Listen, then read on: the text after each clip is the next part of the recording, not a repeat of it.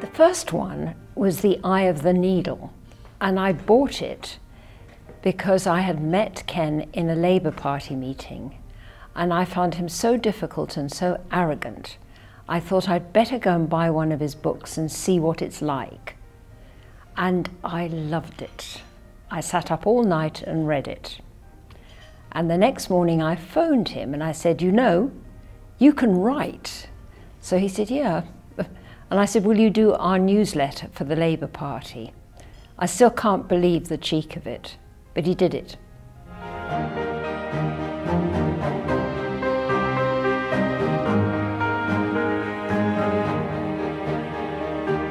You know, it never occurred to me. I was so involved in politics. I was proud of him being such a good writer and a famous writer, but the thing that mattered to me most was the political work that he did with me, and the speeches he helped me write, and the campaigns he helped me organise. It was only much later that I began to see him in another light as a writer.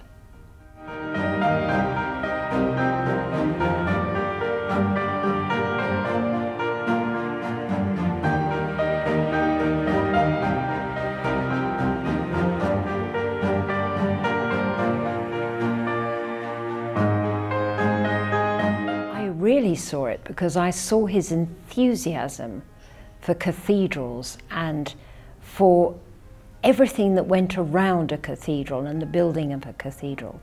But his publishers were so against it, they came to see me alone and said, could I dissuade him? And I said, no, I wouldn't dream of dissuading him. I thought it would be a great book. And it was.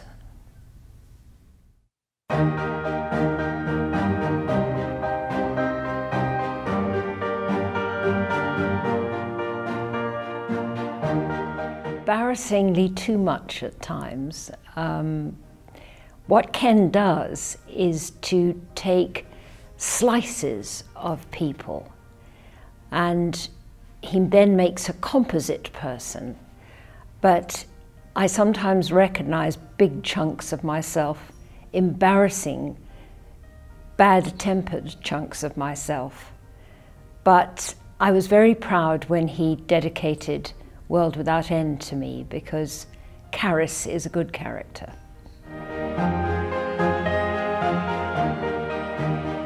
He discusses all his characters with me in depth, what they look like, what they might be feeling, how they would react to each other.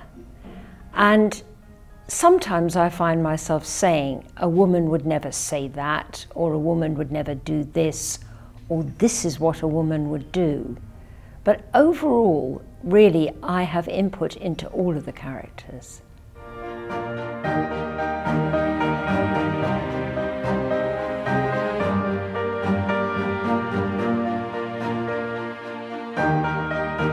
Almost always he shares them with me right at the very beginning. And it's generally when he's in the last third of the book before the one he's going to write. And he'll say, I've been thinking, and I think, here comes the new book.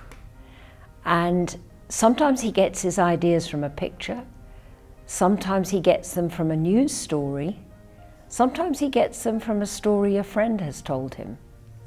I remember him once standing at LaGuardia Airport staring at the murals of the flying boats on the wall, and that was Night Over Water.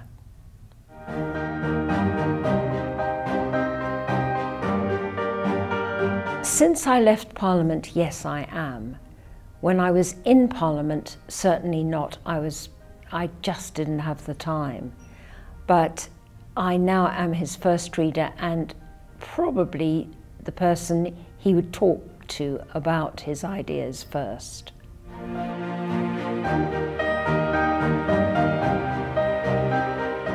Actually, the one to Loch Leven in Scotland, because when we got to the boathouse, they said you can't go on the boats because the weather's too bad, the wind's too high, and I managed to persuade them to take us across.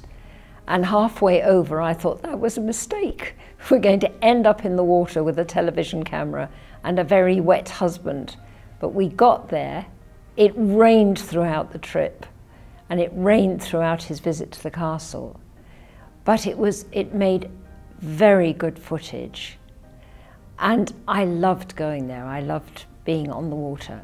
But every one of our visits is something different, something new. And it's an immense privilege to be taken behind the scenes in cathedrals and to see, say, the mason's drawings in plaster on the mason's floor of a huge cathedral like Winchester.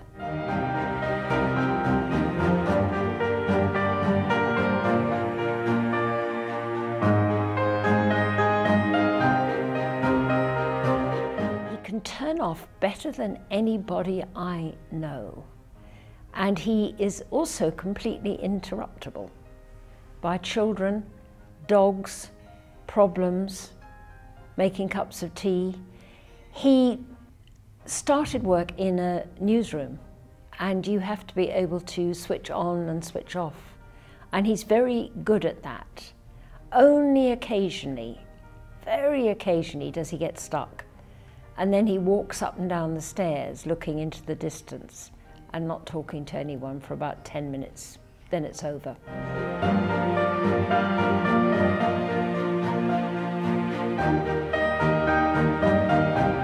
I think the main part of my work is to ensure that Ken's front lists, that is the books he's just written or is just about to write, is sold at a good price and on good terms.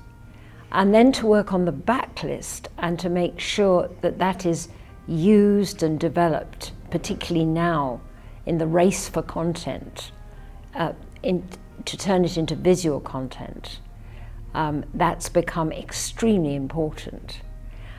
But the other thing that I have to do is, with the help of the wonderful team that I have, is to make sure that we publicize his books and that we maintain his brand and that we make his publicity tours as good as possible so that he enjoys doing them, because remember, he spends all day in a room with people he completely controls, and all of a sudden you put him out on the road with real live people who he doesn't control, and that can be quite a shock.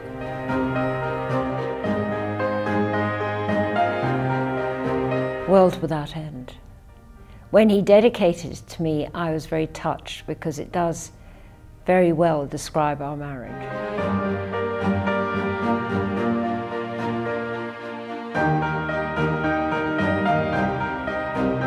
Now, the publicist in me says I must talk about the current book, A Column of Fire, and the truth is it is a column of fire. I would love to go to Elizabethan London. I would love to have met Elizabeth I.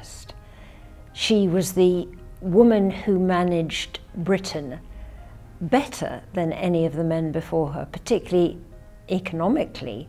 She stabilized the currency. She got rid of inflation. And that's something that the economist in me would love to do.